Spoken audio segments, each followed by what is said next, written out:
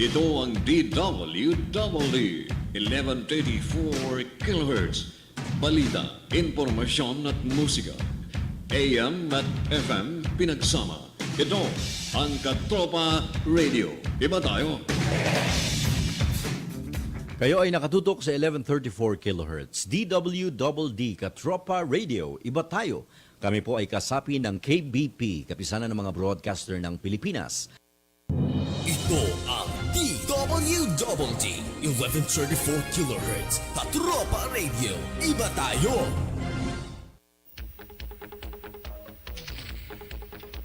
Sa pagsapit ng ganitong oras sa himpilang ito, nakatutok at aaningaw-ngaw ang Kanyon! Kanyon! Pakinggan ang mga kuro-kuro hamon sa mga pangunahing balita, tutumbukin at hihimayin ang ugat ng mga maiinit na issue. Kanyon! Kanyon! Kanyon ng komentaryo at serbisyo publiko, si Rolly Canon.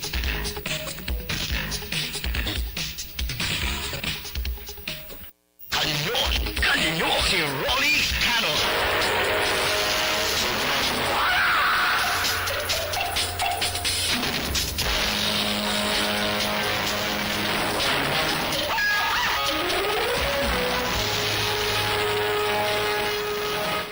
Magandang umaga po sa inyong lahat mga kababayan, si Rolly Canon hanggang alas 10 ng umaga dito sa palatuntunang Kanyon sa pagbibigay ng mga latest na mga pangyayari, lalong-lalo na po ang mga controversial issues sa ngayon.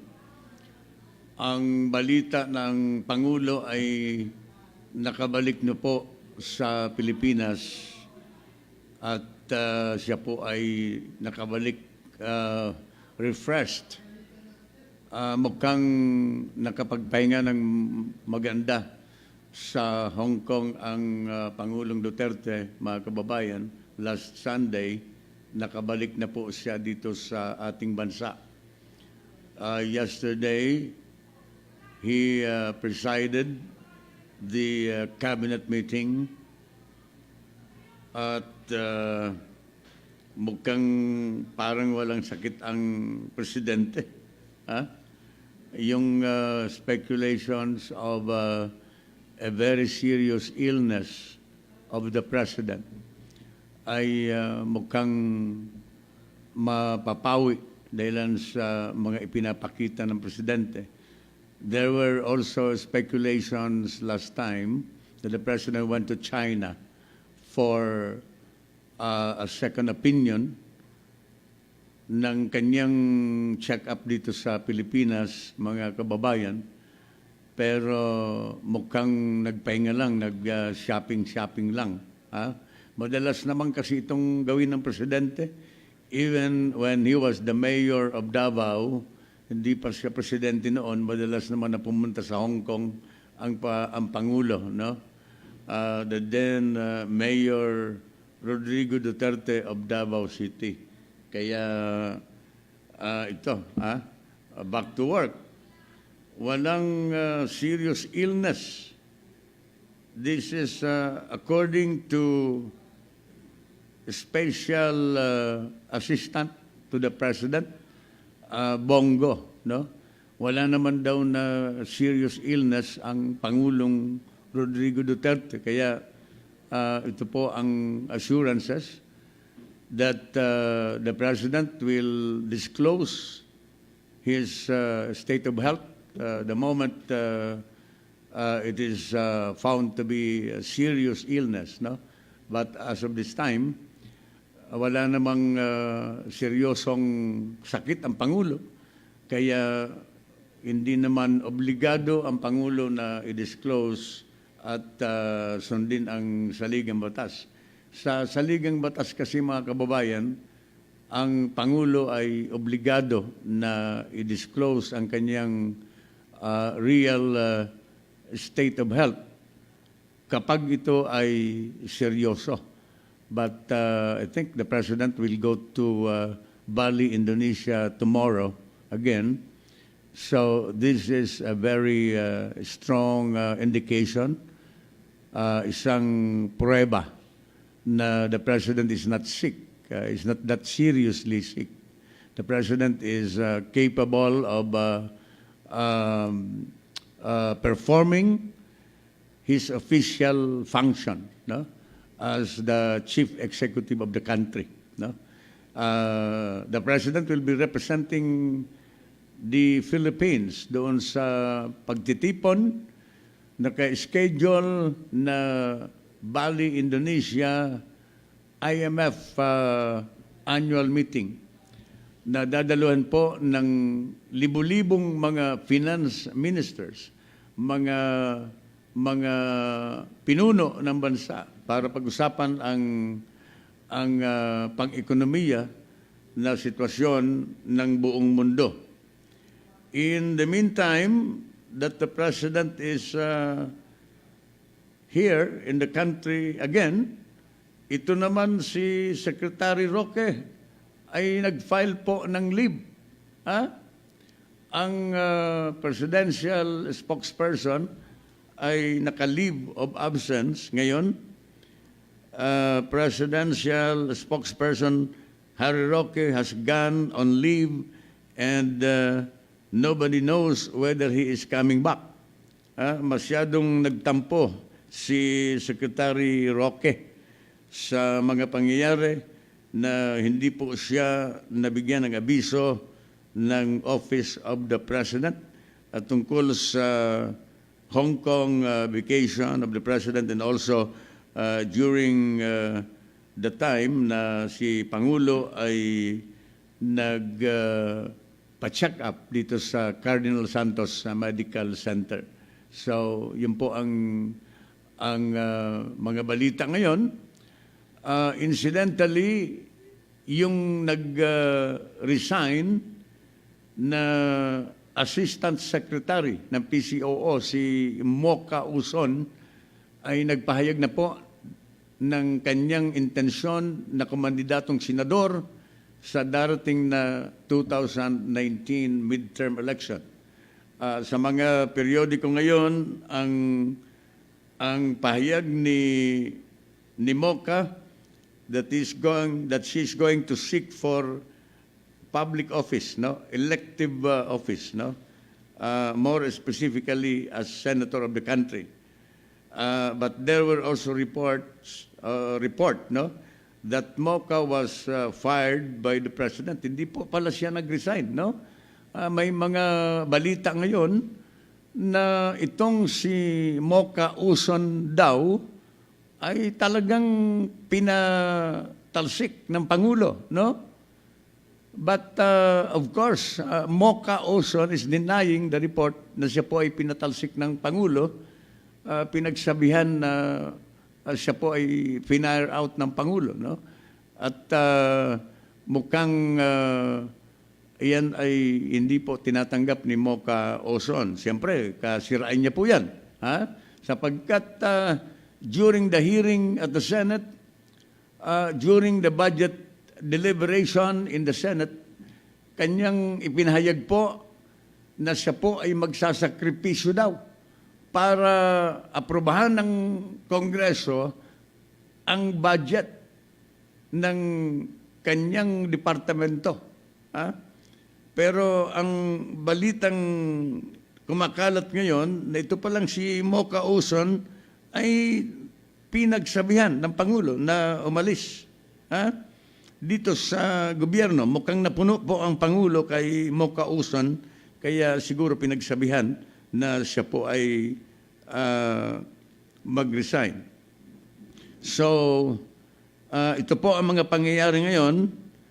I think Secretary Roque is still thinking of filing his certificate of candidacy starting the 11th of October, no? Kasi ang official filing of the certificate of candidacy ay October 11 up to 17, no? Si Mocha Uson, may mga speculations before the announcement of her resignation na talagang kakandidato sa pagkasenador. Kaya inunahan niya na doon sa deliberasyon ng budget doon sa Kongreso. So anyway, tuloy po ang ating mga paghimay ng mga balita sa ngayon. Ang medical record ng Pangulo ay siya lamang po ang pwedeng mag-disclose. This is according to Secretary Bongo. It is only the President can disclose his medical record kung gugustuhin po ng Pangulo. But there's nothing to disclose dahil lang wala namang severe findings. Wala namang pong seryosong sakit ang Pangulo according to Bongo. No?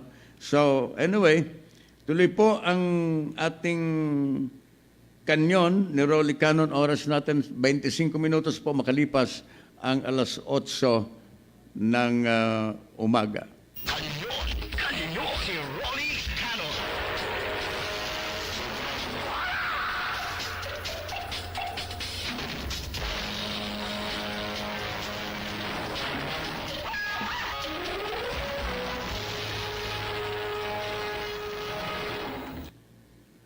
Ang iba-ibang mga labor groups ngayon, especially the TUCP, ay makikipagkita po kay Pangulong Duterte sa Malacanang.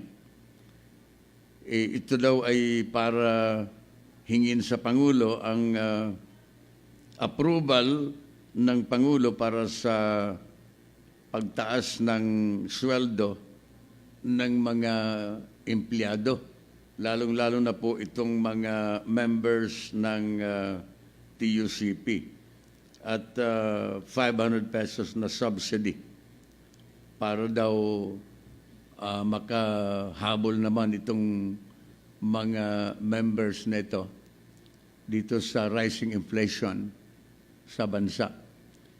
Alam po ninyo ang inflation rate dito sa Manila ay 6.4% na. Kahapon sabi ko sa inyo, sa Bicol, ang inflation rate ay 10.1.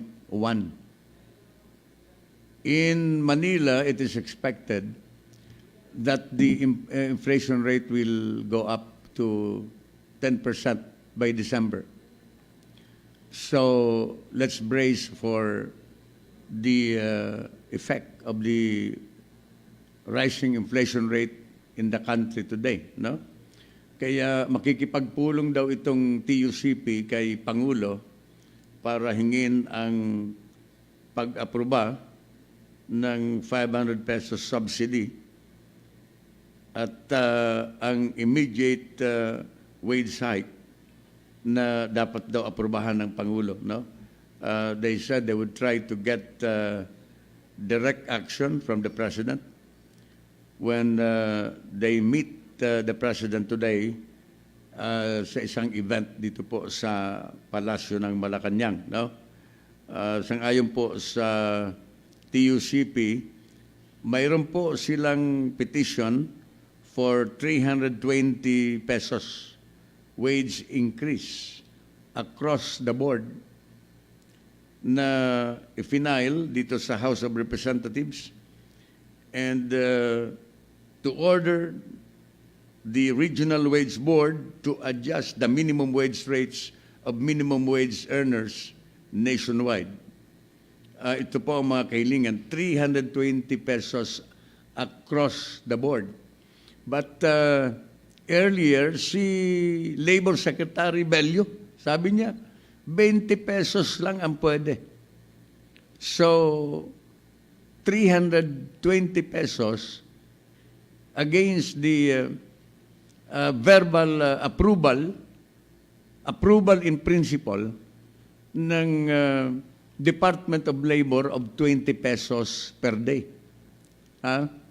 Paano kaya ma-reconcile ang napakalaking discrepancy? 300 pesos across the board ang kahilingan po ng mga labor groups nito, specifically the TUCP, against the announcement and approval of the Department of Labor na 20 pesos. Kaya tatimingan daw nila ang Pangulo. Ha? They would like to get a direct action coming from the President today. Tingnan natin kung ano. Kasi ang alam ko dyan, baka hindi naman padalos-dalos ang Pangulo dyan. No? Baka ibato rin yan sa wage board, sa tripartite. At saka dito sa mga provincial wage board o regional wage board. No? Mga kababayan, sapagkat may proseso po ang pagdagdag ng sahod ng mga manggagawa. Yan ang alam ko. So if they expect a direct decision coming from the President, mukhang malayo. Ginoong Mendoza of the TUCP. Sapagkat di naman ganun kadali na mag-desisyon ang Presidente, knowing that kailangan po na tatlo ang involved, no? Pag-usapan ng tatlo. Tripartite nga po. The labor representative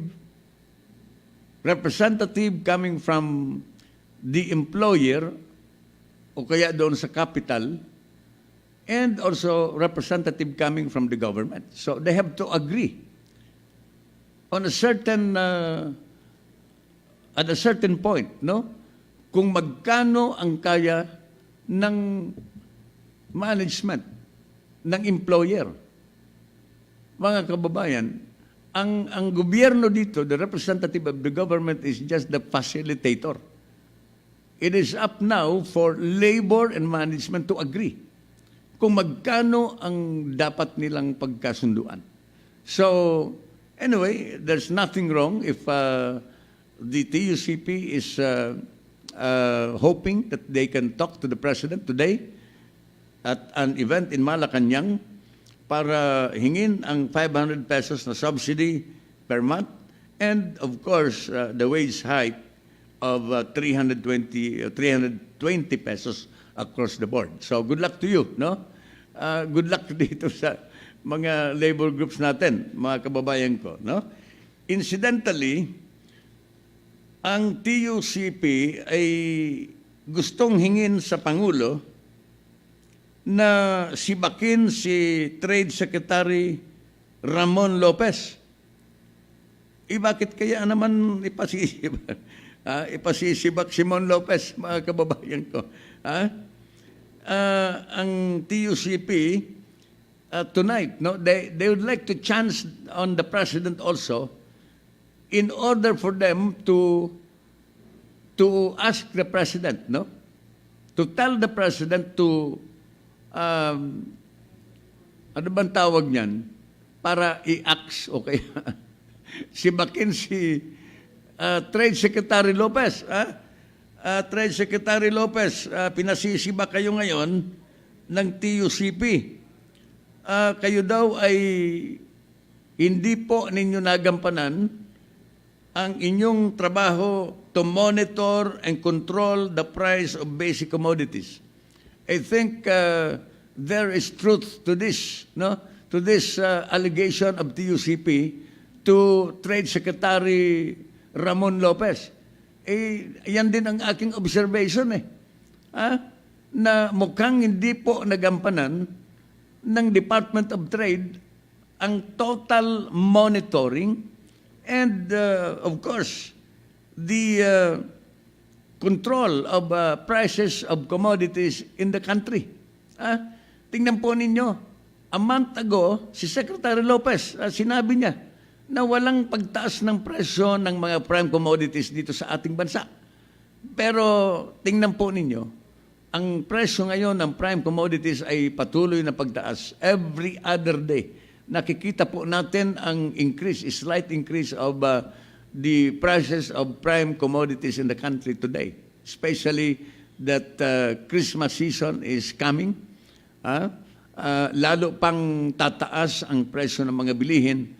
That is an indication that the Department of Trade is remiss or failure in monitoring and control of the prices of commodities in the country today.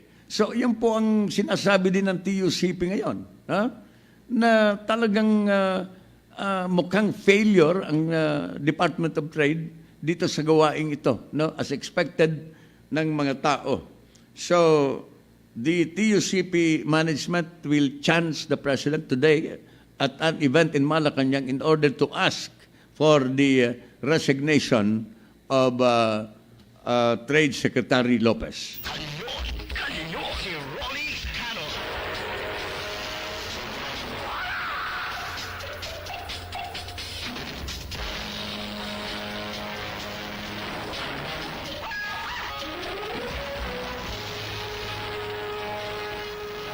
Tuloy po ang kanyon ni Rolly Canon hanggang alas 10 po tayo ng umaga. Ngayon po, sa araw na ito, ang 9th consecutive week na pagtaas po ng presyo ng fuel dito sa ating bansa. Pang-siyam na po ito na pagtaas ng presyo ng gasolina, ng diesel at kerosene dito sa ating bansa. Ang range ng presyo ng gasolina dito sa Metro Manila, ang diesel pala, no? Retail price of diesel in Metro Manila now ranges from 48.05 or 48 centavos, 48 pesos and 5 centavos to 51 pesos and 84 centavos per liter. This is according to the Department of Energy. Ang range naman ng gasolina, with an octane rating of 95 is now sold at 54 pesos 5 centavos to 64 pesos 27 centavos a liter, no? Depending kung saan po nakalagay ang gasoline station. In some suburban areas in Metro Manila, in some areas na medyo malayo-layo sa sentro, ay mura-mura, no, ang gasolina. But in Makati, in Quezon City, especially along EDSA, mahigit na pong 61 ang presyo ng gasolina. Or now, because of the successive increase of gasoline every week, umaabot na po ang pinakamataas na presyo ng gasolina at 64 pesos and 27 centavos a liter. Kung minsan iisipin natin, saan ba tayo darating? Saan bang papupuntahan natin dito? It is expected that the price of gasoline will reach to 70 pesos next year. So saan tayo pupunta nito? Ang expectation, the forecast now for the inflation rate before December is 7% in Metro Manila. Ang forecast for the gasoline price, 70 pesos by next year. Baka nga by December, 70 pesos na ito. Pinakamataas na presyo ng gasolina, mga kababayan ko. So, I think there is a need for somebody, a need for an immediate action, especially congressional action. Anong ibig kong sabihin nito? When I say congressional action, Congress should act. Ano ang dapat na gawin ng Kongreso, mga kababayan? Kailangan siguro ang mga chairman ng Committee on Energy sa Senado at saka sa Kongreso, mag-isip-isip naman kayo. Why don't you sit down together and review the oil deregulation law? Review the EPIRA law para malaman natin ano ba talaga ang kailangan. we cannot just sit down together, watch together, para tayong nag-ano na lang, parang nagmamasid na lang tayo. We're just monitoring it. Kung hanggang saan ang presyo ng gasolina at crudo dito sa ating bansa. But to review the oil deregulation law. Mga kababayan ko, given itong world market prices that we do not have any control in the prices of fuel in the world market. However, we can have some sort of control domestically in the country, no? By monitoring the profit margin of the oil companies, local and international players in the oil industry, mga kababayan ko. Yan ang lagi kong isinisigaw dito sa ating palatuntunan. And this is also the sentiment. Ito rin ang sinisigaw ng mga transport group dito sa ating bansa. Whenever there is a strike, kapag may transport strike, mga kababayan ko, ito rin ang sinisigaw ng ating mga kababayan na mga leaders of the transport group in the country. Let us remember that any movement in prices in the oil product, mga kababayan ko, there is always a movement in the prices of prime commodities and services dito sa ating bansa. At the end of the day, ang nagsasuffer, ang mga mamamayang Pilipinong maliliit, katulad natin. So, itong mga lawmakers natin, please wake up, no? Hindi ko na po nagugustuhan itong pangsyam na successive weeks na tuloy ang pagtaas ng presyo ng gasolina dito sa ating bansa. Reaching to about 64 pesos. Ang pinakamataas dito sa Metro Manila, 64 pesos and 27 centavos per liter. Hanggang next week, tataas na naman ito ng piso. Every week, for that matter. So we cannot just sit down and watch kung saan tayo pupunta. I think the President is also expecting people in Congress and also the economic managers of the President na tutulong sa kanya sapagkat, we cannot expect the President to be a Superman na siya na lamang ang tanging tao na magbibigay ng solusyon ng lahat ng problemang ito sa ating bansa. Kaya nga may delegation of duty. Kaya nga mayroong Secretary of Finance. Kaya nga mayroong Secretary of Trade.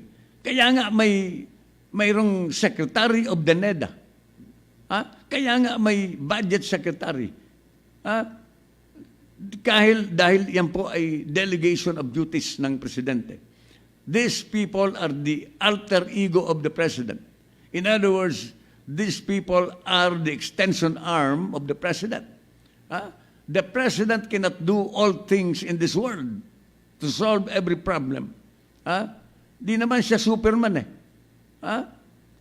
Kaya nga may delegation of function. The President by profession is a lawyer and I think he needs more than anything else the help of Finance Secretary Sunny Dominguez, the help of Budget Secretary Jokno, the help of Trade Secretary Mon Lopez, the help of the NEDA Secretary Ernest Pernea, kaysa doon sa ibang mga cabinet officials. So, please do your job. Mag-double time po tayo. Hindi pwedeng patumpik-tumpik tayo. Kanyon, si Rolly Canon.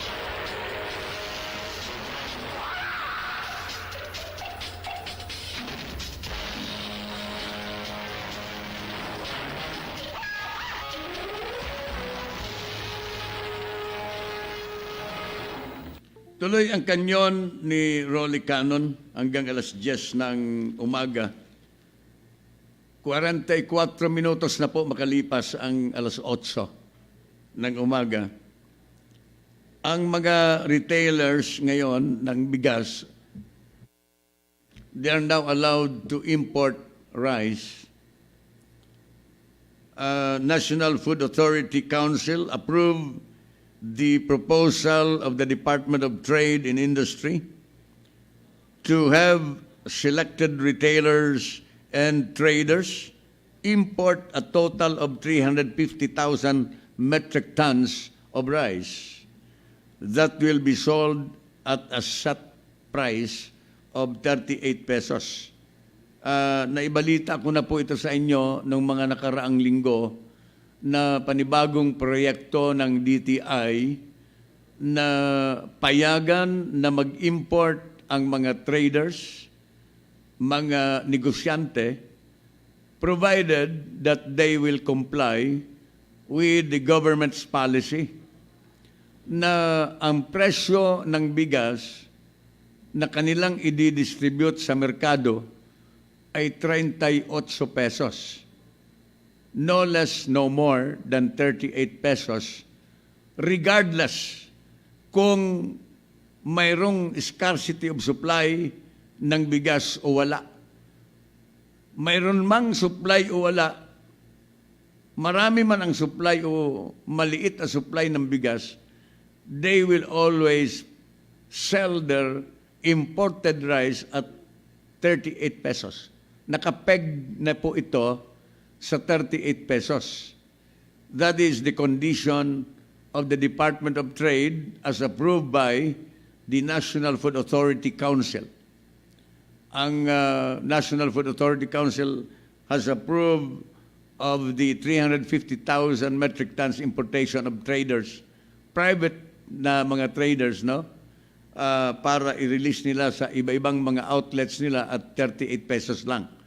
Ako, pinuri ko rito nung isang linggo yata si Trade Secretary Lopez, no?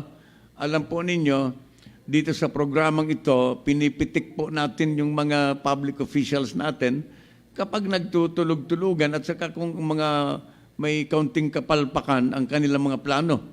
Pero kapag maganda ang mga suggestions, maganda ang mga proposals, at ang mga ginagawa ng ating mga public officials, hindi naman po tayo maramot na purihin sila. In this particular project of the Department of Trade, pinupuri ko po si Secretary Lopez dito na naisipan niya ito na bigyan ng karapatan ng authorization ang mga traders na ito to import rice provided that they sell the rice at a very low price of 38 pesos, mga kababayan ko. So, anyway, iyan po ang balita ngayon sa mga presyo ng ating bigas. Pero ang nakapagtataka, despite the announcement of the Department of Agriculture, no less than the Secretary of the Agriculture Department, si Manny Piñol, na ina-anonsyo na nila, and also the spokesperson of NFA, si Rex Estoperes, ina-anonsyo nila na itong buwan ng October, magiging mura na po ang presyo ng bigas. Dahilan sa dumating na po ang bahagi ng mga latest importation of rice, part of the 300,000 metric tons importation of rice na dumating na sa Pilipinas, and also the fact na ngayon po ay tag-ani. Umaani na po ang mga farmers natin. So, ang forecast ng DA ay magiging mura na po ang presyo ng bigas. Maging ang commercial rice ay mura na din po. But marami pong nagtataka ngayon, itong well-milled rice na ito, ang presyo po ng mga well-milled rice na ito ay napakataas pa rin po, mga kababayan, dito sa merkado. So, we're calling the attention of Secretary Piñol and also the Department of Trade dahil sila ang responsible for the monitoring of prices. Itong Department of Trade, we're calling the attention of Secretary Lopez and also Secretary of the DA, Secretary Piñol. Magtulong na kayo ni Mon Lopez. Mamalengke kayo, tingnan ninyo sa mga supermarket, sa merkado, kung talagang bumababa ang presyo ng bigas sapagkat may mga report ngayon, even in the news today, no, sa mga newspapers ngayon, ang mga report na itong well-milled rice na ito ay hindi po bumababa despite the news coming from these departments na tag-ani ngayon at saka circulated po ang part of the 350 metric tons ng rice, imported rice, dito sa merkado. Ano po ang dahilan? Ha? Tingnan po ninyo. Sabi ko nga, sa ngayon na talagang hirap na hirap ang ating bansa, ang daming naghihirap ngayon because of the rising inflation rate dito sa ating bansa and of course, the successive consecutive weeks na pagtaas ng produkto, ng presyo ng produkto ng petrolyo, kailangan ng mga government officials na ito na magtrabaho, double time. Kanyon, si Rolly Canon.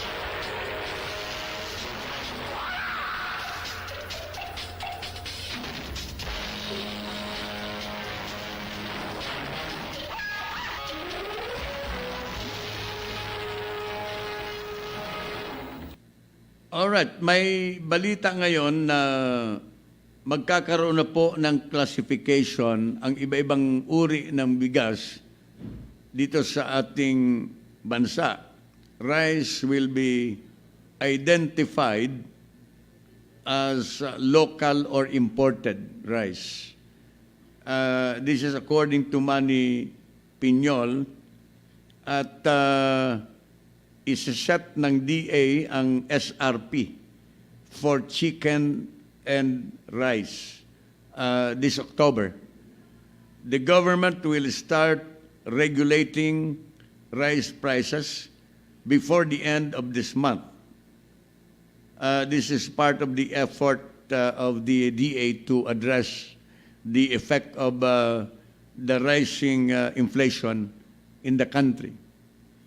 Ang Department of Agriculture at saka yung National Food Authority and the Department of Trade and Industry have jointly agreed to restrict the labeling of rice o kaya itong mga iba-ibang rice variant in the market into 4 variants and 4 categories, no, imposing suggested retail prices on each variety. All right. Ang ibig sabihin po nito, mga kababayan, that rice being sold in retail outlets will be limited to 4 kinds of rice, namely, imported rice. Magkakaroon din ng label ang imported rice. May label din itong local rice, regular local rice, well-milled rice, whole grain rice. No? Sa merkado, mayroong nakalagay doon well-milled rice, ito ang presyo, at saka whole grain rice, ito ang presyo. Local rice, ito ang presyo. Imported rice, ito ang presyo. Okay? Para madali, may system. Systematic po, mga kababayan ko. Para yung mga tao hindi na mahirapan ng kanilang pagbili. Identified na nila kaagad kung ano ang target nila, kung ano ang kaya nila. Kung ang kaya nila, imported rice, ito ang presyo. Kapag local rice, ito ang presyo. Kapag well-milled rice, ito ang presyo. Itong whole grain rice, ito ang presyo. May system. So, the NFA Council, the DA and the NFA and the Department of Trade, they have agreed for the implementation of this classification of rice variety. So, may mga developments naman na ginagawa. But, ito is parang sistema. Ang gusto natin na marinig sa Department of Trade and DA at saka dito sa ibang cabinet officials na economic team, yung talagang konkretong solusyon sa rising cost of prices in the country. Yung konkretong solusyon sa abot ng kakayahan nila. No? Ayaw ko nang marinig na mag-import tayo na dami-daming bigas para bumaba ang presyo ng bigas. Of course, that is one of the solution. But that is not a lasting solution. Ang ayaw natin mga kababayan na mangyari sa Pilipinas, being an agricultural country, na tayo ay na forever hanggang sa katapusan ng mundo, tayo ay mag-i-import ng rice. Sabi ko nga mga kababayan, nakakahiya tayo because basically we are an importing country, we are an agricultural country. Nakakahiya tayo na tuloy-tuloy ang pag-import ng ating primary staple na na yan nga po ang bigas, na tayo ay agricultural country. Marami kawing-kawing pong problema yan, no? Kung hihimayin po natin kung bakit nagkakaroon tayo ng shortage of rice ngayon, ang daming mga factors po yan. Nandyan yung hindi maingat na land conversion ng ating mga ahensya ng gobyerno in charge of land conversion. From agricultural to commercial, mga subdivisions, mga kababayan ko, na nagkukulang na tayo ng mga lupain na sinasaka ng ating mga magsasaka. Marami pong dahilan. No? Ang iba dyan, yung technology transfer, na marami na tayong mga pinagkakaabalahan na mga teknolohiya at lesser and lesser ang bilang ng mga nagpapatuloy po na magsaka dito sa ating bansa. At ang kakulangan ng suporta ng gobyerno in the past sa pagbili ng mga produce ng mga farmers. Itong mga kanilang mga produkto na hindi po nabibili ng tama ng ating gobyerno, specifically the National Food Authority. Mantakin po ninyo, for so long, 17 pesos per kilo ng palay. Mabuti nga ngayon sapagkat ang balita ngayon, mga kababayan, aprobado na ng NFA Council na bumili ang NFA sa mga farmers, 20 pesos na po. No? Kaya yung mga nakikinig sa amin ng mga magsasaka ngayon, the next time around, sa susunod na anihan, ang i-demand po ninyo na bilhin ng NFA ang mga palay ninyo sa halaga po na 20 pesos per kilo. Aprobado na po yan ng NFA Council ngayon. I'd like to inform the farmers na aprobado na po ng NFA Council ang 20 pesos na pagbili ng palay ninyo ng NFA, ng gobyerno. Dapat nga nito 22 o kaya 25. Ano ba naman yan? Ang dami namang budget na binibigay sa NFA. Kung hindi po nami-misuse ang budget na ibinigay sa NFA, tingnan po ninyo, ang balita noon, nagbigay po ang ating national government ng budget na 5.1 billion pesos dito sa NFA. Pero na-misuse po yan. No? Anong ibig sabihin ng na i-divert po ng ginastos po ng NFA yan, pinangbayad po ng utang nila sa DBP at saka sa dito po sa Land Bank of the Philippines. Yung 5 billion na yan na ibinigay this year ng national government, that was originally intended to buy palay. Mga kababayan ko, kaya tingnan po ninyo, nagkakawindang-windang tayo because of mismanagement. Napakalinaw po ang mismanagement.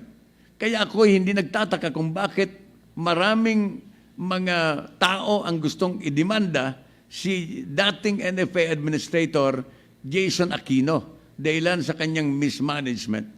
Kanyon, si Rolly Canon.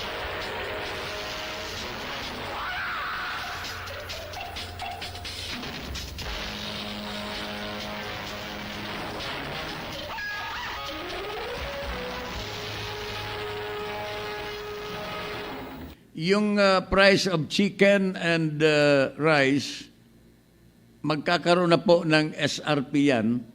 And this fixed amount na SRP, according to DTI and the DA, imo-monitor po yan, i-update po yan every 3 days. Ha? Tingnan namin, ha? Tatandaan po namin ito, ha? Every 3 days, i-monitor ninyo kung tama pa ang SRP ninyo. Mga kababayan, ang oras natin, alas 9 na po ng umaga, dito sa palatuntunang Kanyon, every day, Mondays to Fridays, alas 8 hanggang alas 10 ng umaga, kasama po ang inyong lingkod sa radyo, si Rolly Canon. Magbabalik po matapos lamang ang station break. Ito ang DWDD 1134 kHz. Balita, impormasyon at musika. AM at FM pinagsama. Ito ang Katropa Radio. Iba tayo. Kayo ay nakatutok sa 1134 kHz. DWDD Katropa Radio. Iba tayo. Kami po ay kasapi ng KBP, Kapisanan ng mga Broadcaster ng Pilipinas.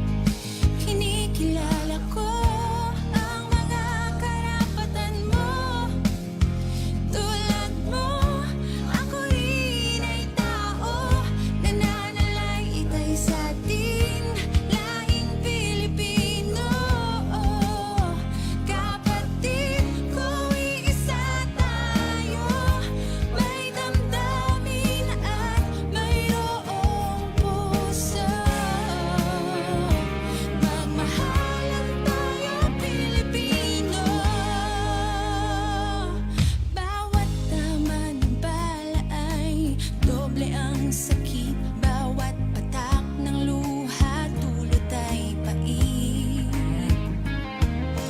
Galit sa isa't isa'y tuluyang kalimutan, bigyang daan ang kapayapaang walang hanggan. Halika na, kumapit ka ngayon.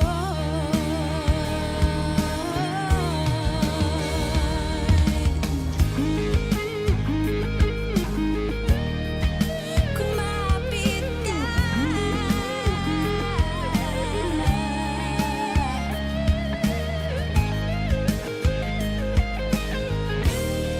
Oh, Pilipino.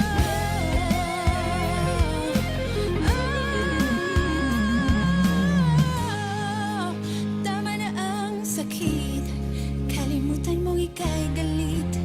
Kapayapa'y huwag ipagkait. O ating buksan ang puso't isipan para sa kapayapaan.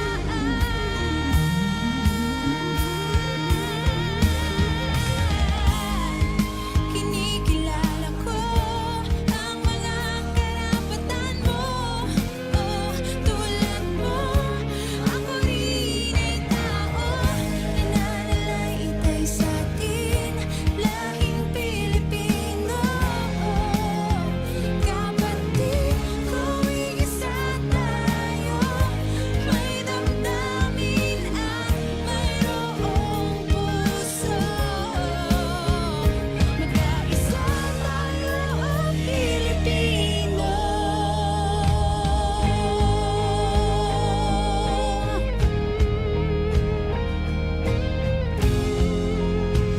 Magkaisa tayo ang Pilipino.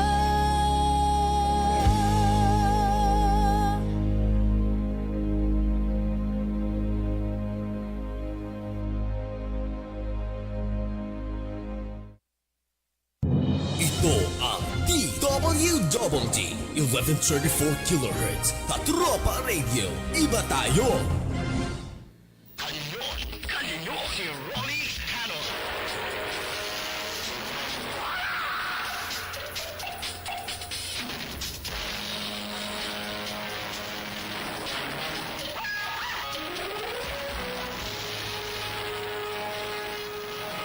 Tuloy po ang kanyon ni Rolly Canon. Nakatutok po sa atin ngayon si James A. Santos at saka si Isi Dulay Reva. Ganun siguro ang pag-pronounce nito, no? Okay, nakatutok po sila dito sa ating programa sa ngayon. Okay, happy viewing sa inyo. Ang Philippine National Police ay nangako na hindi po magkakaroon ng crackdown on academic freedom doon sa mga ginagawa ng mga estudyante sa iba-ibang mga universidad tungkol sa expression nila, exercising academic freedom in the campuses, no? Mukhang magpaparaya, magkakaroon po ng maximum tolerance ang PNP. Ito ang ibinigay na assurance ni PNP Chief Director General Oscar Albayalde. He has given assurance that it will not intervene or suppress academic freedom and other fundamental liberties exercised in the campuses.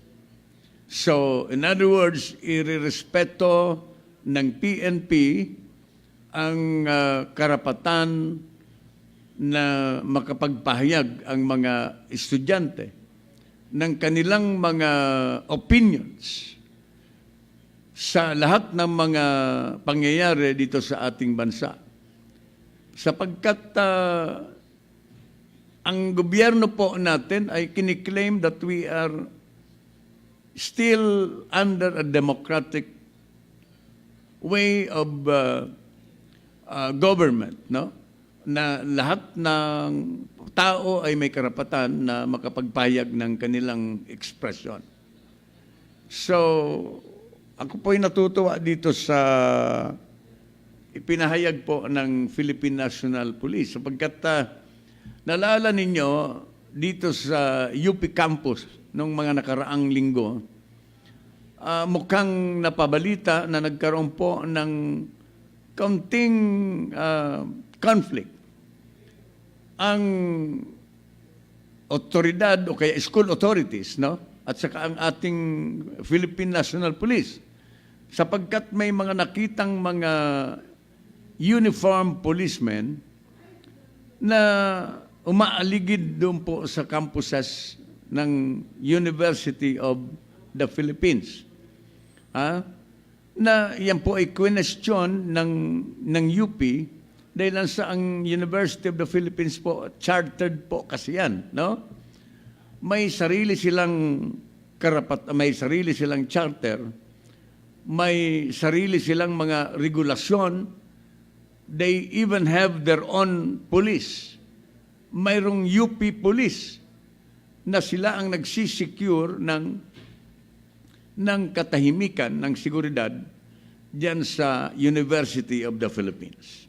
So, ito po ang magandang assurances coming from the Philippine National Police that there is no crackdown on students. Pagbigyan po ninyo yan General Albayalde sapagkat iyan po ay hindi lang karapatan ng mga estudyante, kundi iyan ay parte ng learning process para maging matalino lalo ang ating mga estudyante. Remember, itong mga estudyanteng ito one day ang maghuhubog ng ating bansa. One day, isa sa mga estudyanteng ito ay magiging senador. One day, isa sa mga estudyanteng ito ay magiging presidente ng Pilipinas. So, mas maganda kung hindi po nakukurtail, hindi po nahawakan, hindi po nasasakal ang kanilang karapatan sa freedom of expression. So, I'd like to commend the leadership of the Philippine National Police sa kanilang sinabi na there will be no crackdown on academic freedom ng mga estudyante dito sa iba-ibang universidad dito sa ating bansa. Kanyon, si Rolly Canon.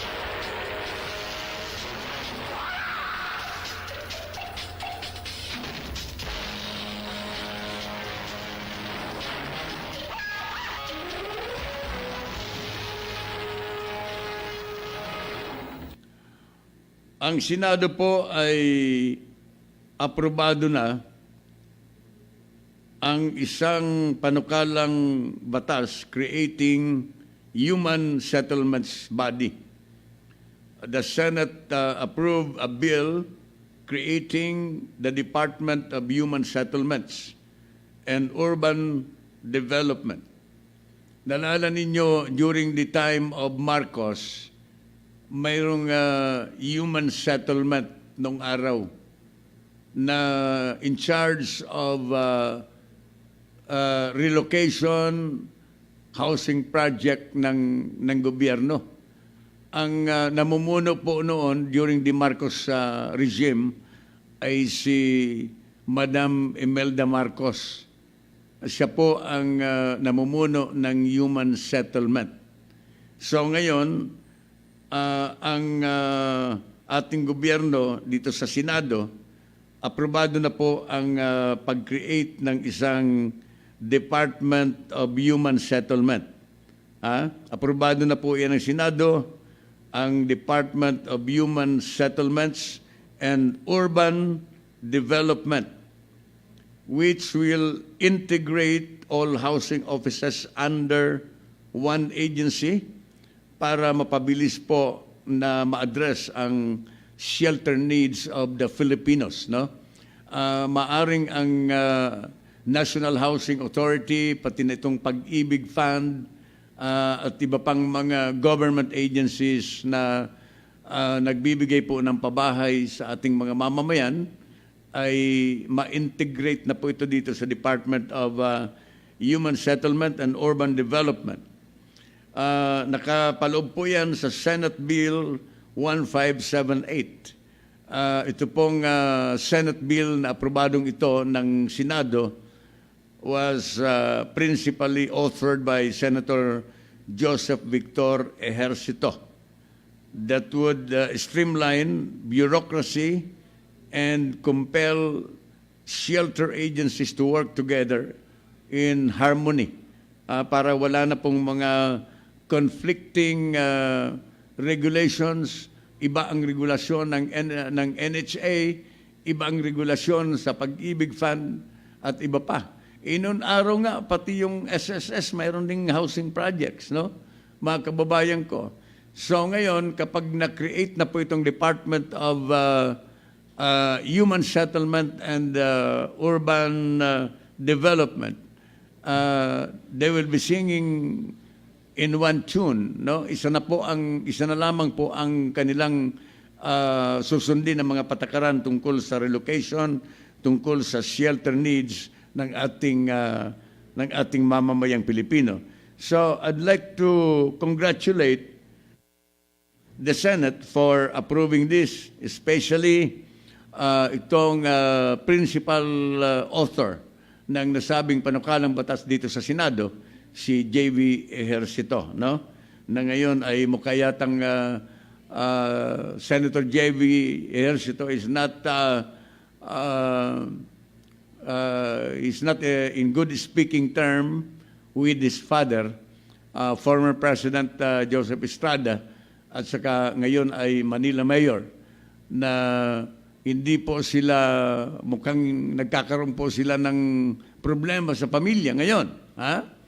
Dahilan sa pagpayag ni Mayor Estrada sa isa pa niyang anak na tumakbong senador, yung kamakailan na nakalaya na senador na si Jinggoy Estrada. Ewan ko lang kung iboboto pa si Jinggoy Estrada ng mga tao, sapagkat nadungisa na ang kanyang pangalan kahit hindi pa naman tapos ang kaso. Kahit paano may epekto po yan doon sa pagtakbo niya bilang senador. Pero alam po ninyo, ang mga tao kasi madali makalimot.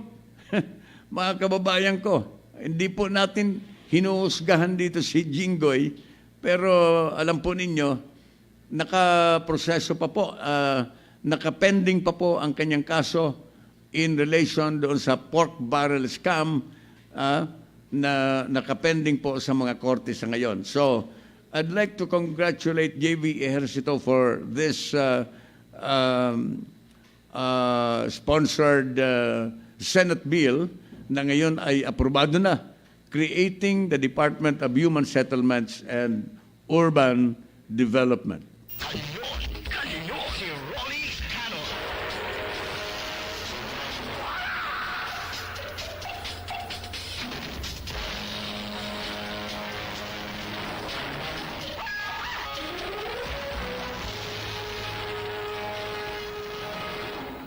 Ang usapin po ng charter chains, baka akala ninyo na hindi na po alive at nakalimutan na.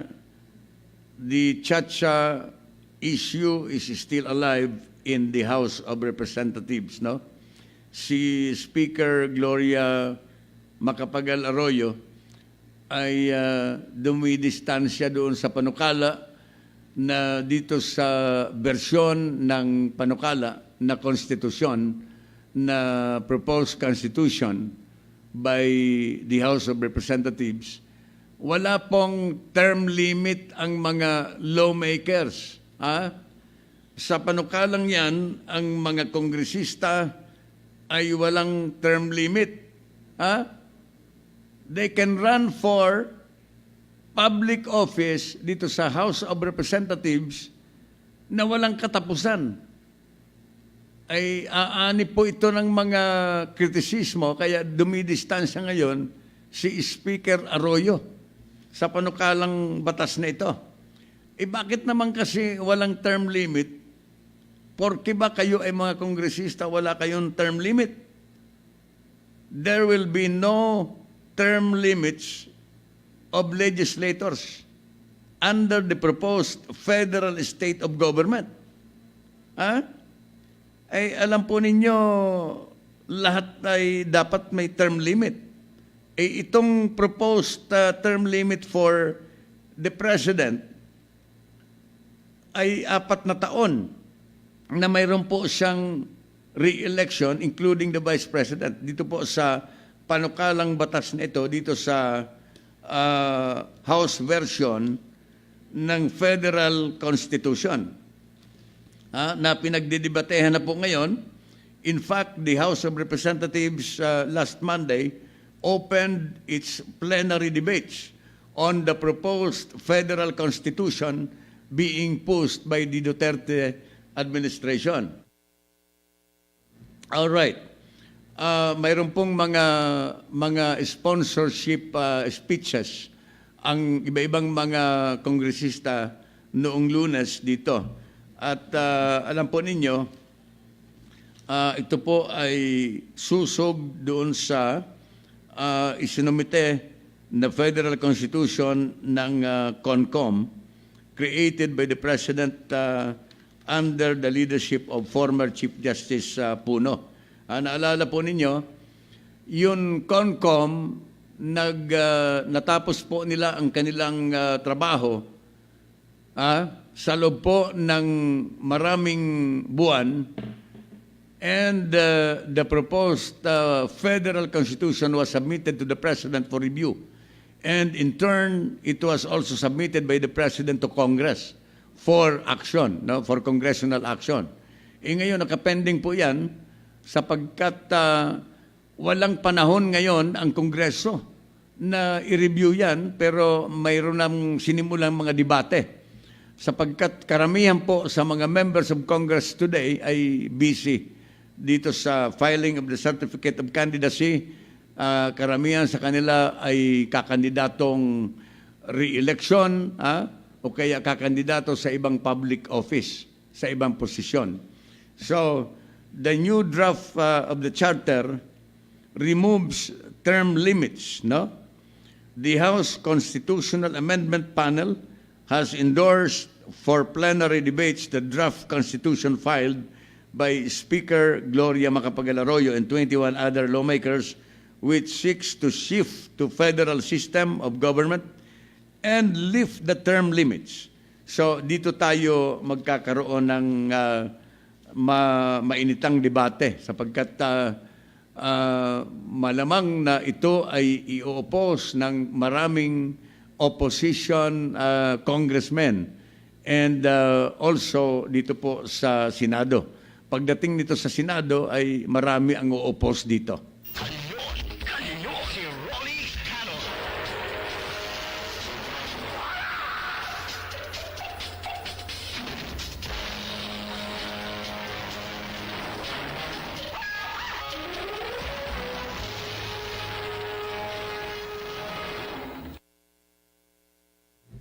Yung pong appointment ni retired Army Chief Bautista ay hinarang po sa CA, lalong-lalo na po si Senator Franklin Drilon doon sa appointment ni General Bautista dito sa DSWD. Pero ngayon nakakuha po ng tagapagtanggol si General Bautista kay Defense Secretary Lorenzana.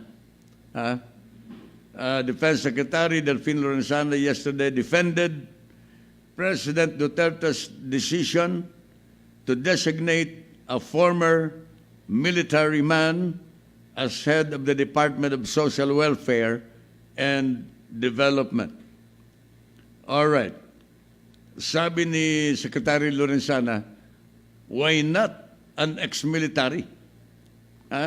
Bakit naman daw hindi pwede ang ex-military sa DSWD? Tama nga naman eh. Ano naman ang kakayahan ng iba na hindi kaya ng isang ex-military general? Alam po ninyo, ang DSWD manpower, ang personnel po niyan ay 25,000 lang all over the country. Yung pong Philippine Army na pinamumunuan po ni General Bautista, 90,000 strong na members of the Philippine Army. So being an army chief, capable si General Bautista na pamunuan po ang DSWD. 25,000 lang sa buong Pilipinas ang personnel ng DSWD. Palagay ko naman kaya. So, alam po ninyo, kaya ito hinaharang dito sa CA, dahilan sa, sabi nila, bakit continuous ang militarization ng gobyerno under the executive department. As we all know, karamihan sa cabinet official ng Pangulo, mga ex-military general. Sasabihin ninyo, bakit militarized ang civilian government? Ito pong mga ex-military na ito, the moment they retire, civilian in nature na po ito mga ito.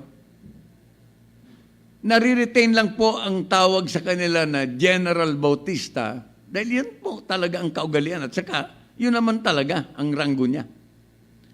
Pero ang classification po ng mga retired general na ito ay civilian. So what is wrong with that? At saka alam po ninyo mga kababayan, prerogatibo ng presidente kung sino ang i-appoint niya na trusted niyang tao sa official family niya dito sa Malacanang. Kung sino ang trusted ng presidente, yun po ang i-appoint ng presidente. Hindi ka naman pwede mag-appoint ng hindi mo trusted na appointee. So regardless kung galing siya sa civilian employment or sa military employment in the past, that is the prerogative of the president. Ang presidente po ay mayroong choice, mayroong siyang prerogatibo kung sino po ang kanyang iuupo sa iba-ibang departamento ng ating gobyerno. So, dapat malinaw po tayo dyan. No? I am just making it clear that the president has the prerogative to assign or to appoint anybody there. Mga kababayan ko. But tingnan natin, may karapatan din yung mga members of the CA na ito ay i-oppose, no? Katulad nga po ng in-oppose ninyo si Gina Lopez noon. Si Gina Lopez ay pinagtitiwalaan po ng Pangulo na siya po ang makakabigay ng lunas sa ating environment problem. In-oppose po for the third time ng mga miyembro ng CA. Kaya na-disqualify na si Gina Lopez. But to tell you honestly, personal ko po ito, isa sa pinakamagaling na in-appoint ng Pangulo, the most qualified na maging DENR Secretary was Gina Lopez before. Unfortunately, hindi po siya nakapasa sa scrutiny ng mga members of the CA. Tingnan po ninyo itong mga problema natin. Kung sino ang mga qualified, sila po ang ino-oppose dito po sa CA, sa confirmation dito sa Commission on Appointment. No? Ngayon, ino-oppose na naman itong Army Chief na dati, si General Bautista dito sa DSWD. Sabi ko nga po, uulitin ko, ang pinamunuan po ni General Bautista, mga kababayan, ay 90,000 Philippine Army soldiers nang siya po ay naging Army Chief. Ang DSWD po ngayon, mga kababayan ko, ang total personnel of the DSWD is only 25,000 all over the country. All right. Iyan po ang aking masasabi. Kanyon, si Rolly Canon.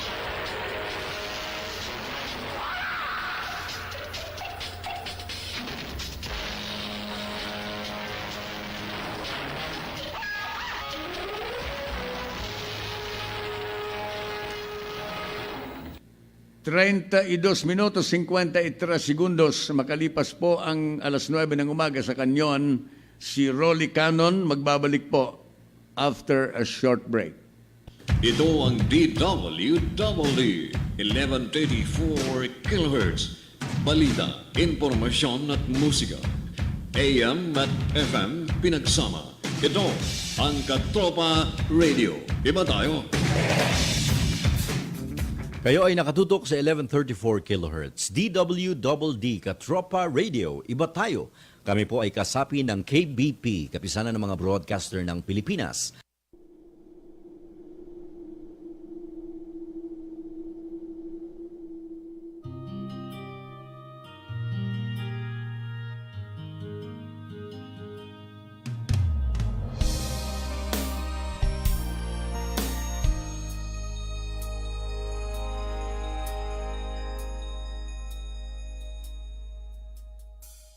Bayan kong minamahal, ang buhay ko sa'yo'y iaalay, ipagtatanggol, at sa'yo'y magbabantay. Bayan ko, pakinggan mo ang mga pangako ng Diyos sa'yo. Ang pagligap niya'y hindi magbabago. Bayan ko, dinggin mo. Bayan ko.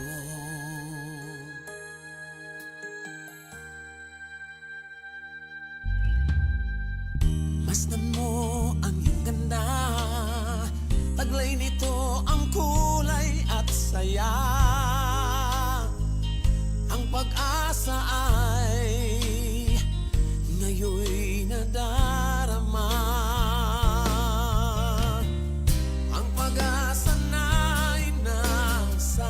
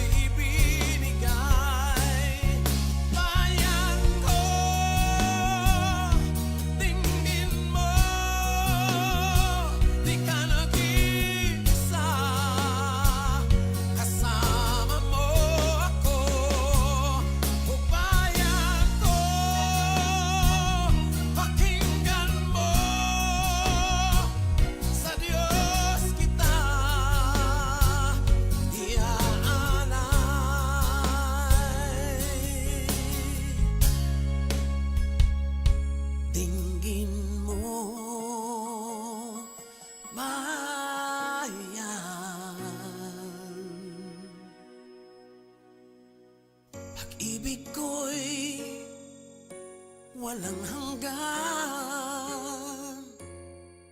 Ang buhay ko sa'yo'y ibinigay. Bayan ko, bayan ko, dinggin mo.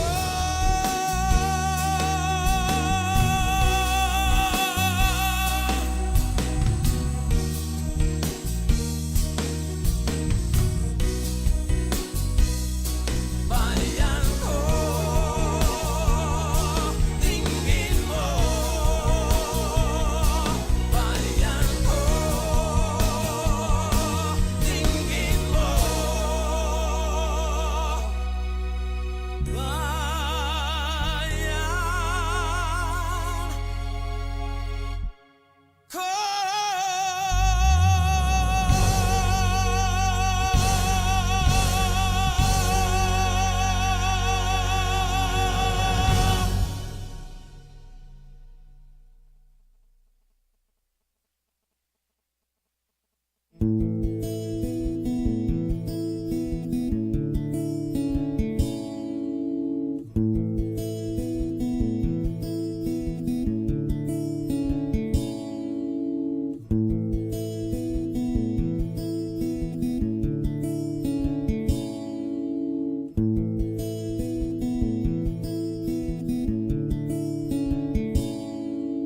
May pag-asa pa bang maririnig ang tinig mo at awit?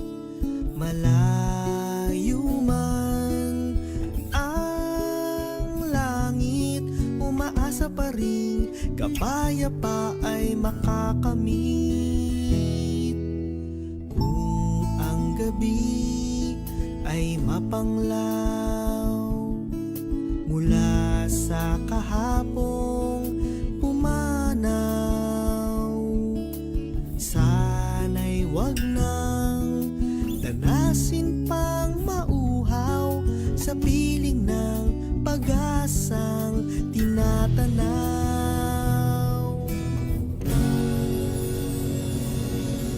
Maririnig din ang tinig mo, maririnig din ang awit mo, at kahit na kay hirap man ang buhay, may ligaya pa rin matatamo. May pag-asa pa bang maririnig ang tinig mo at awit? Malayo man ang langit, umaasa pa rin pagkakaisa'y makakamit.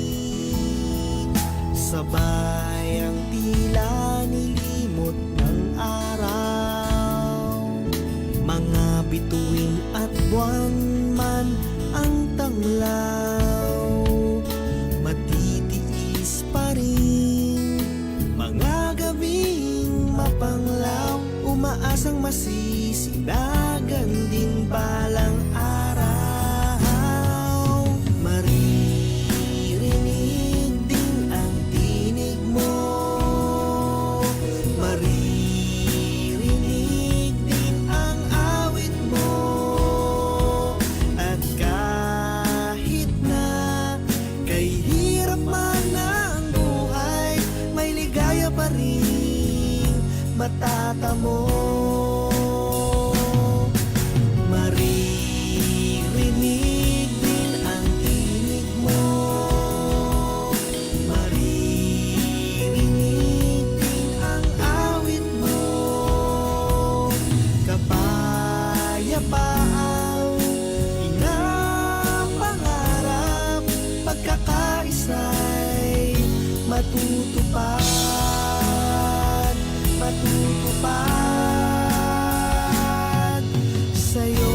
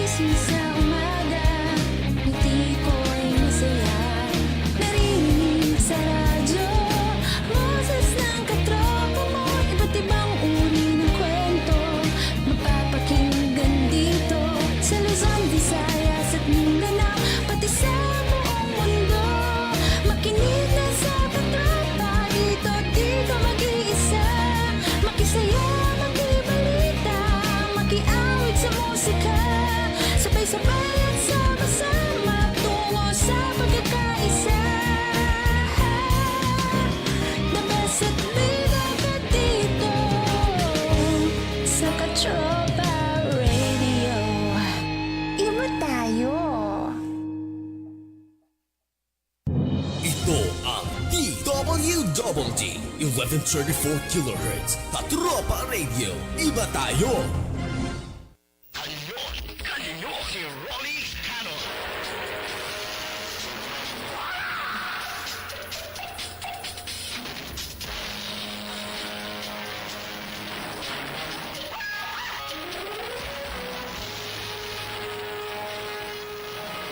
Tuloy po tayo hanggang alas 10 ng umaga sa Kanyon ni Rolly Canon. Si Chief Justice Teresita Leonardo de Castro will retire from the judiciary tomorrow after serving in the top judicial post for less than 2 months. Alam po ninyo, to be exact, ang number of days lang ni De Castro ay 44 days lang po siya sa Korte Suprema. 44 araw lang siya as Chief Justice of the Supreme Court. Pero siya po ay mag-i-enjoy ng 50% more than higher than what she would have received if she had retired as Associate Justice. Ang kanyang pension kasi, mga kababayan, ay i-compute yan. Ang pension ni De Castro ay i-compute yan doon sa sweldo ng Chief Justice. Alam ba ninyo kung magkano ang sweldo ng Chief Justice? Ranges from 233,857 to 264,721 per month. Grabe pala, no? Napakataas pala ng sweldo ng Chief Justice. Ang maximum na sweldo ng Chief Justice ay 264,721. Kaya si Chief Justice De Castro would enjoy 50% more than she would have received kung siya po ay nag-retire na Associate Justice lang.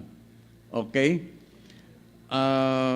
Ang kanyang na-receive, sa kanyang retirement, ang na-receive niya ay total of 6.8 million pesos.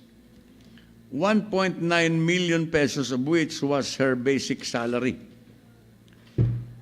The amount included 744,000 of honoraria as member of the Supreme Court and the Presidential Electoral Tribunal, 2.2 million in allowances, 1.3 million in incentives, and 628,000 in discretionary fund.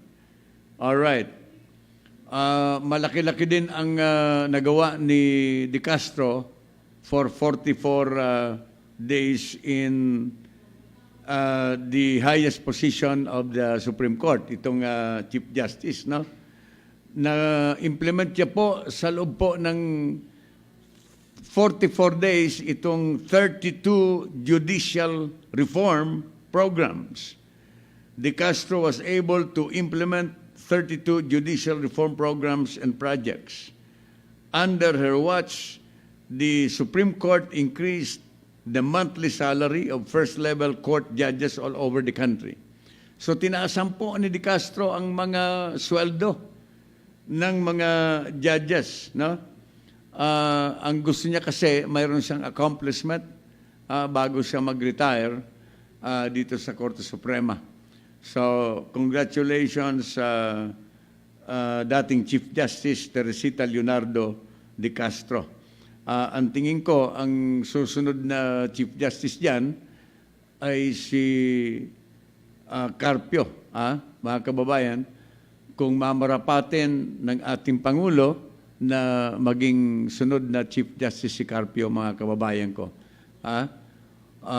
Kung ang pagbabasehan ay ang ang accomplishment, ang length of service, at saka ang seniority, ang magiging susunod na Chief Justice, mga kababayan ko, ay si Senior Associate Justice Carpio.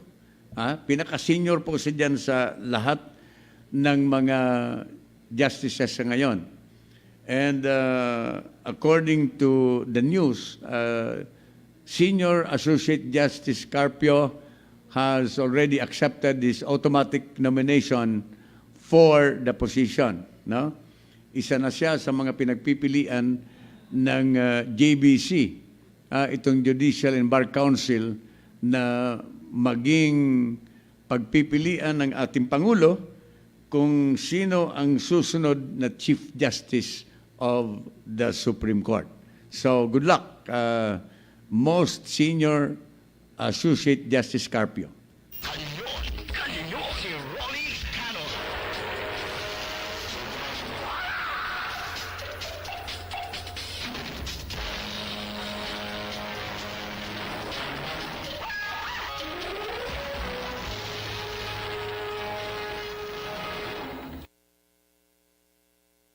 Uh, 50 minutos na po makalipas ang alas 9 ng umaga.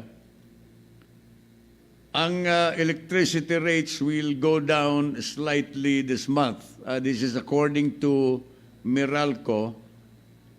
Dahilan daw sa lower generation charge amid rising prices of fuel and other basic commodities, the country's biggest power distributor announced yesterday. Meralco po ang nag-anunsyo nito, no? Na bababa ang rate ng elektrisidad dahilan sa, alam po ninyo, taglamig na kasi. Taglamig na kasi by next week. Mapifeel na natin itong spirit of Christmas, no? Siguro pamasko itong ng Meralco. Hindi lang naman ang Meralco po ang nagbibigay nito, kundi yung pagbaba ng kinukuha na kuryente, yung mga sinusupply ng Meralco na kuryente galing sa distributor. Kapag mura ang pagbili ng Meralco sa distributor, mura din ang kuryenteng ibibigay sa atin, mga kababayan ko. Ako'y nagtataka kung bakit may fluctuation ng elektrisidad, itong power na binibili ng ating ng Meralco, samantala na wala namang masyadong maintenance diyan, no? Sa generation. Ganon din dito po sa distribution, madalas na mayroon po na pagtaas ng presyo ng distributor's charge, no? Alam po ninyo, ito kasing kuryente na kinukonsumo natin, nagmumula sa distribution, nagmumula po sa generation, dumadaan po yan sa kuryente, ang kuryente dumadaan po sa transmission, sa linya, parang highway, patungo sa Meralco. Doon sa Meralco, kanilang ini-stock yung ino-order nilang kuryente sa Meralco. Yun naman ang dinidistribute po nila sa mga service areas nila all over Metro Manila at iba pang lugar na sakop ng kanilang service area. Kaya mataas ang ating kuryente. Nung araw, ang kuryente ay mura, mga kababayan, sapagkat ang National Power Corporation ang siyang nagdi-distribute ng power sa Meralco at a very low cost. Kung hindi ako nagkakamali, ang per kilowatt hour na bentahan po ng National Power Corporation before, bago po yan na privatized, ay 4 na piso per kilowatt hour lang. Ngayon po, mga kababayan, ng pinahintulutan ng gobyerno, pinahintulutan ng batas, ang Meralco na magkaroon ng kanilang sariling power generating units, ang Meralco po ay kumukuha na sa kanilang sariling generation, sariling generating plant. Mayroon 6 na generating plant ang Meralco. Mga kababayan, doon na sila kumukuha at a dictated price of almost 7 pesos per kilowatt hour. So saan ka nakakuha po ng ganyan? Dati kinukuha ng Meralco na 4 pesos per kilowatt hour. Ngayon, maigit na 6 na piso or almost 7 pesos per kilowatt hour po ang kuha ng Meralco. At iyan po ay pinapasa dito sa mga consumers. Pinapasa po yan sa mga consumers natin. Ang isa pang problema ngayon kung bakit mataas ang elektrisidad ay ito pong kanilang pagpataw ng system loss na tinatawag. Ano po ba ang system loss? Ang system loss, mga kababayan, ay ang nawawalang kuryente kapag transmit ang kuryente from generation na dumadaan po dito sa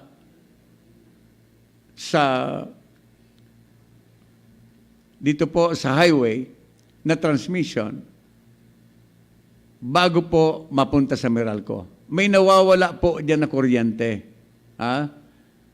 Sa proseso ng pag-transfer, may nawawala po diyan na kuryente. Dapat sana, iyan po ay hindi na ipinapasa sa mga consumers. Ang nangyayari ngayon, pinapasa po yan sa mga consumers. Ang tawag po diyan ay system loss. Allowed po ng gobyerno, ng ating mga batas, ang system loss up to 14%. Mantakin po ninyo ang 14% ng bilyones de pesos na estimated na system loss ay malaking portion po niyan pinapataw po sa ating mga consuming public. Itong mga konsumidor ng kuryente, sila po ang nagbabayad distributed up to the last consumer ang bilyon-bilyon na system loss in peso. So tingnan po ninyo, ang dapat na nagbabayad niyan o kaya dapat niya na nagtitake ng risk niyan ay itong transmission at ang Meralco. Sapagkat sa proseso, ang nawawalang kuryente, hindi po kasalanan ng taong bayan. Ay bakit po ipinapasa sa taong bayan ang nawawalang kuryente? Sa proseso ng paglipat ng kuryente from generation, dumadaan sa transmission hanggang Meralco. Hindi ko po makuha ang lohiko sapagkat ang Meralco po, mga kababayan, ay pribado. Pag-aari po dati ng mga Lopez po ang Meralco. Ngayon, ang Meralco po ay pag-aari na ng Pangilinan. Pag-aari na po yan ni Manny Pangilinan, ang Meralco. Pribado na po yan. Kaya dapat ang pribadong nagmamay-ari niyan ay sila po ang mag-shoulder ng mga losses nila. Parang dito rin po yan sa MWSS. Yung mga losses ng 2 konsesyonaryo ng MWSS, mga kababayan, ay tina-charge din sa atin. Yung kapital na kailangan nila sa expansion nila, sa mga proyekto nila, sinisingil din po sa atin. Ako po'y nagtataka kung bakit pumapayag dito ang gobyerno.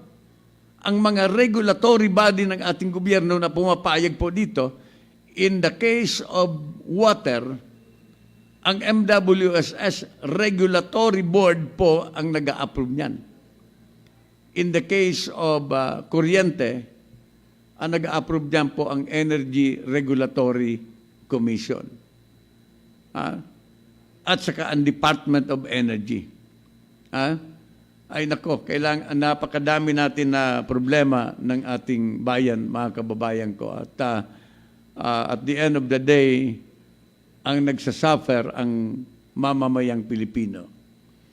Maraming salamat po sa walang sawang pag-aantabay dito sa programang Kanyon, lalong-lalo na po yung mga tumutok sa amin sa virtual television, sa Facebook Live, at saka nakinig sa amin sa 1134 kHz AM sa DWDD Radio.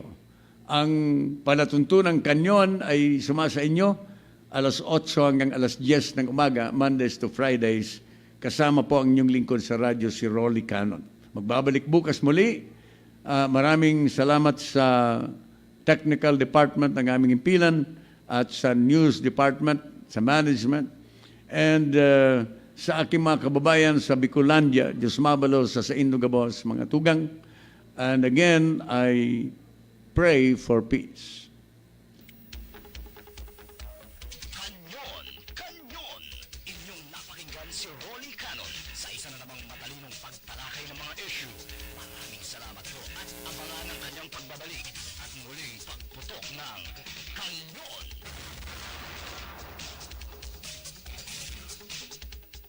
Ito ang DWDD 1134 kHz. Balita, impormasyon at musika. AM at FM pinagsama. Ito ang Katropa Radio. Iba tayo.